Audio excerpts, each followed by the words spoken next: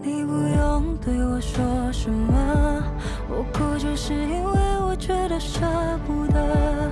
我们一起努力了那么久，最后却还是败给不适合。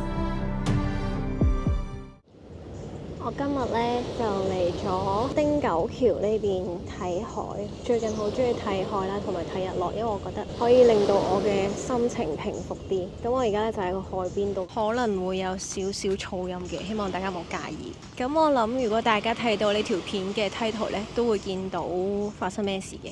冇錯，我同我男朋友已經分咗手一段時間啦。咁我相信大家都會好想知點解啦。但係其實呢，一段9年嘅感情呢，真係好難用3言2語去講清楚到底點解，因為入邊呢，實在有太多嘅 history 啦，有好多原因嘅。咁但係我諗最大嘅問題同埋都最影響到我哋嘅呢，就係唔夾。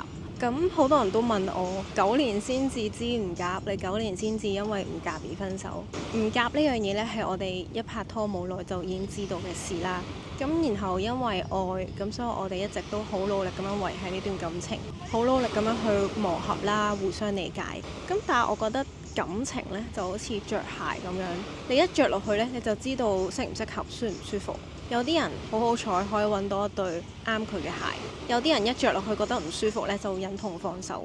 有啲人呢，佢就寧願要斬咗隻腳趾都要着呢一對鞋。咁而有啲人呢，忍住痛咁樣行啦，直到你嘅腳踭已經流晒血啊，磨到入埋骨，你先至肯承認原來呢對鞋真係唔啱你着。我覺得感情呢樣嘢呢，就冇分對與錯嘅，純粹係大家嘅觀點角度唔一樣啦。唔係對鞋嘅問題，亦都唔係你隻腳嘅問題，純粹係大家適唔適合。咁其實分咗手之後呢，的而且確有一段時間係好辛苦啦，好難受。即使係 even 到而家咁樣啦，其實我都冇一日係真係瞓過好覺嘅，亦都唔係食到好多嘢啦。一段時間冇見我朋友呢，佢直頭話我成個人扁晒。咁而家呢，已經心情好翻少少啦。咁因為一開始嘅時候呢，我係仲係想復合嘅，始終呢個唔係淨係一段9年嘅愛情長跑，亦都係承載住我嘅青春啦。我用咗好多嘅努力去維繫嘅一段感情，係有好多嘅唔捨得嘅。目前我嘅人生1/3嘅時間呢，都係同呢個人度過啦。咁所以要放手 let it go 呢，真係一個好唔容易嘅事。但係直到去有一日，我係突然間諗通咗啦，即係我覺得你一段感情當有太多嘅傷害，有太多嘅唔開心嘅時候，即使你哋兩個有幾愛，有幾想一齊，好努力去維繫都好，都唔會開心㗎。咁所以嗰一刻呢，我就覺得倒不如學識放手，放過大家，俾一個機會自己去追尋下一個幸福。咁其實呢，我好感恩我自己係算係一個幾幸運嘅人嚟嘅。我覺得個天係好錫我啦，即係分手之後呢，我係遇到好多唔同人，佢哋都對我好好。我身邊嘅朋友都係好錫我啦，佢哋係幫我渡過咗呢個難關，即係喺我最唔開心嘅時候接住咗我。我覺得每個人分手之後，佢要用唔同嘅方法去療傷啦。有啲人可能係睇書啦、冥想啦、去個獨遊啦。咁然後對於我而言呢，我自己就係我中意望住個海啦，望住日落，咁樣可以令到我嘅心境呢比較平靜啲。同埋我開始會做啲乜呢？就係我會制定一啲短期嘅計劃，令到自己忙啲啦，就冇咁多時間去亂諗。最緊要同埋幫到我最多嘅呢，就係不停咁樣揾好多個人傾偈。咁我都好多謝大家喺我最唔開心、最低潮嘅時候施予援手。當你講同一個故事第1次、第10次嘅時候，可能都仲會喊。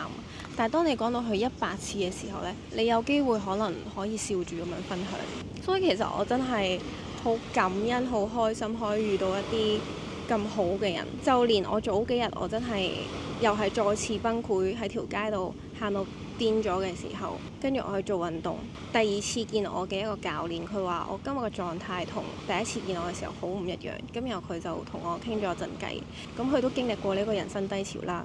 咁然後咁啱喺我真係喺一個崩潰邊緣嘅時候，竟然遇到一個人可以分享佢嘅故事俾我聽，然後教我去點樣度過呢個低潮。我覺得係好似我每次唔開心嘅時候都會突然間有個人出現咗，然後去接住我咁樣，同埋係因為識到一啲唔同嘅人，我先發現原來呢個世界真係好大好大，同埋有好多無限嘅可能性。呢個世界都仲有好多好好嘅人啦，會令我再次相信愛情。因為其實經歷完呢段感情之後，我係覺得原來你開心過又好，幸福過又好，9年拖都好，原來最後都會分手。即係有曾經一段時間，我係覺得愛係會消失，所有嘢都係會變，我係唔再相信愛情。但係當我有一個咁樣嘅諗法嘅時候，又突然間出現咗一個人話俾我聽，唔係啊，佢哋生活得好開心，即使拍咗好耐拖都好，佢哋都係仍然好愛對方啦，仍然係覺得對方係最好嘅。即使有好多拗撬都好，佢哋都係覺得生活一齊好開心，係有可能嘅。愛情唔一定會消失。分咗手之後呢，其實係上咗好寶貴嘅一課啦，同埋令到我意識到我自己有啲咩問題，同埋我要面對嘅一啲人生課題。而家目前嚟講，令我最難受嘅呢係我知道自己有啲咩問題，仲未可以去改善到。例如係我唔夠愛自己啦，我會過分地將啲責任、將啲問題攬晒上身，覺得係自己錯。我會過分地換位思考，為咗令對方開心而冇咗自己，忽略自己嘅感受。呢啲都係我人生入邊我要學習嘅一個課題。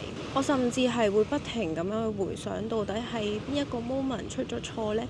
到底係我邊度可以再做得好啲啊？我邊個位做錯咗啊？仲會覺得可能係因為我自己表現咗唔好嘅一面啦，先至會令到對方離開我。咁然後喺我呢個咁唔開心嘅 moment，又突然間出現咗一個人同我講，只係對方覺得你唔好，咁樣其實並唔代表係你唔好。即係呢一句説話係拯救咗我。我嘅呢啲唔好，唔代表係我唔好，只係佢呢個人接受唔到，只係我哋唔適合。可能呢個世界上有一個人係可以欣賞到我所有嘅嘢，我嘅優點，我嘅缺點，佢都覺得係好特別。所以我都希望，如果你咁啱好似我咁樣，都有啲諗唔通啊、諗唔明嘅地方，覺得自己唔夠好嘅話呢，希望你都會明白，諗通咗就係你唔使覺得自己唔好嘅傻瓜。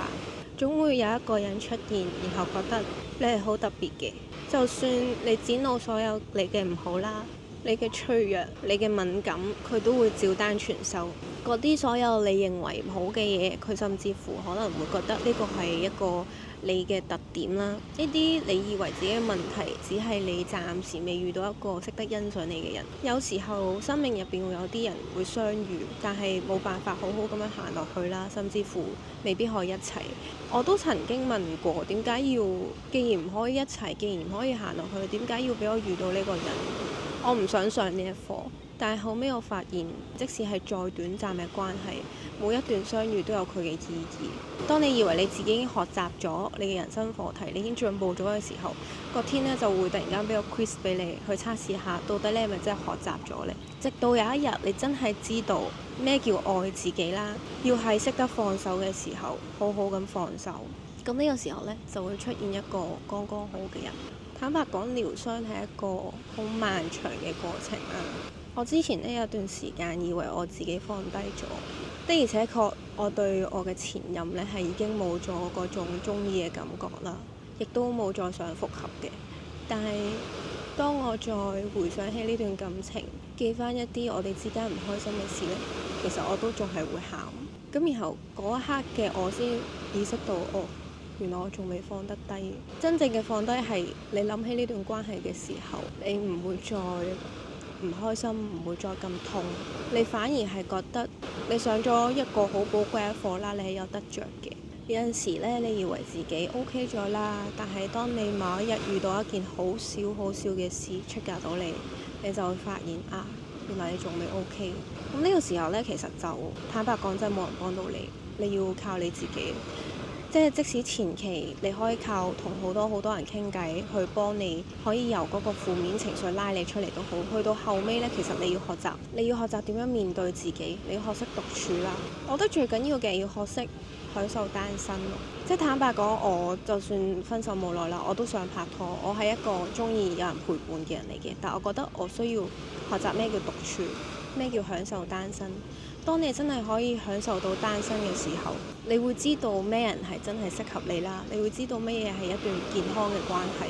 如果你唔識得享受單身嘅話咧，你好容易會開始一段錯誤嘅關係，然後又再繼續蹉跎，繼續消耗你嘅青春。單身咧並唔代表唔好，亦都唔代表話唔再拍拖。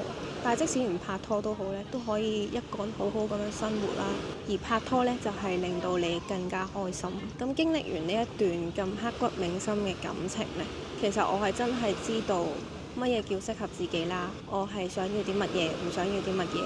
所以我希望我面對下一段感情嘅時候，即使真係冇咁好彩，未遇到一個適合嘅人，我都可以有勇氣咁樣同佢 say goodbye。其實本身呢，我冇諗過公開分手呢件事，因為我覺得始終都係私事啦。但係我都知道大家會好奇，同埋我唔希望每隔一段時間就會有人問我你男朋友去咗邊啊？始終呢個 channel 呢，其實都係佢由一開始就已經喺度，大家都見證住我哋嘅成長啦，甚至乎我哋嘅週年紀念啊，或者間唔中其實都會收到好多人問我你哋幾時結婚啊？咁樣大家對我哋咧都有啲期待嘅，咁所以我都想同大家交代翻，好遺憾我哋行唔到最後。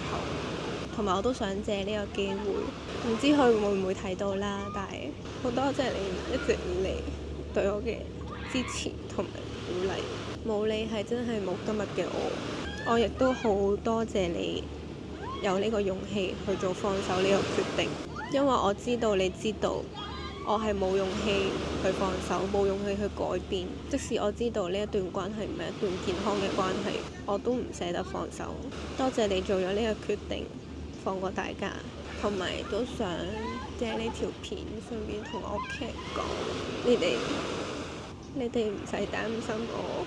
的而且確我而家係經歷緊一啲好辛苦好難受嘅事，係我人生其中一個目前最難過嘅低潮。唔單單係失戀呢件事啦，更多嘅係我對於自己自身問題嘅不滿同埋個人修為。我覺得自己唔係一個好好嘅人，雖然係真係好辛苦好難受，但係我知道我自己可以撐過去，同埋我身邊都有好多人陪我啦。我唔會做傻事嘅，你唔使擔心我。我淨係需要一啲時間、一啲空間去慢慢咁樣修復自己。時間的而且確係一個好好嘅良藥，可以治愈呢一切。同埋我真係一個好好彩嘅人啦。每次當我有需要嘅時候，都會喺一啲機緣巧合下遇到一啲陌生人去對我施予援手。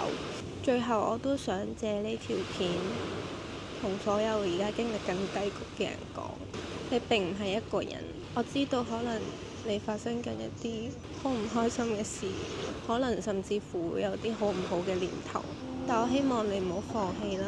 雖然好老土，但係真係時間會沖淡一切。想喊就喊，想崩潰就崩潰，唔需要抑壓自己嘅情緒。可能呢個過程係好痛苦啦，你需要好多時間去修復自己。但係過咗去之後呢，你會重生，你會變咗做一個閃閃發光嘅人。到時候呢，你只要遇到咩人都好，佢哋都唔會再想離開你，因為你實在太吸引。我都希望都可以揾到你嘅方法，令你自己開心啲啦，好過啲啦，舒服啲。慢慢行唔緊要嘅，但係最緊要有限度。咁所以我都希望大家唔需要擔心我啦。唔經唔覺都講咗好耐，而家差唔多咧可以夠鐘睇日落。最後送埋一個好靚嘅日落俾大家。今日好好彩，好好彩係一個大晴天。我最近都有寫呢個感恩日記啦，有本簿仔隨身帶住。當我覺得我自己好好彩嘅時候，我就會寫低。係一啲好笑嘅事，我都會去感恩嘅。咁啱行到個巴士站，咁啱架車就嚟咗。又或者好似今日咁樣咁好天，咁啱呢度又唔係好多人，靜靜地咁樣。我覺得已經係好幸運。當你每日發掘一啲好小好微細嘅幸運，一啲小確幸嘅時候，你慢慢就會發現原來你係一個好幸運嘅人。直到我而家，我竟然係會俾人話我係一個好樂觀嘅人，因為我面對住唔同嘅問題嘅時候，我都可以揾到一個位去讚佢，揾到一個位去欣賞佢。長久嚟講呢，其實對我自己嘅心理健康真係一個好大嘅幫助。可能你而家呢一刻你覺得冇用啦，但係我真係希望你可以由最少嘅做起，就算係 even 你感恩你自己今日仲生存緊，已經係一個好好嘅嘢，你已經好叻好叻。然後慢慢咧，你就會越變越好，越嚟越覺得自己好幸運啦，好幸福。祝福所有都喺呢個低潮嘅人，可以慢慢咁樣，我哋一齊變好，我哋一齊加油。總會有人把你看得比自己更重要，會有人發現你身上所有的好，總會有人擁抱你微笑背後的傷，讓你覺得世界不算糟。總會有人放棄所有也不把你丟掉，會有人在你身邊就引以為豪，總會有人承接你的肩膀來依靠，讓你覺得自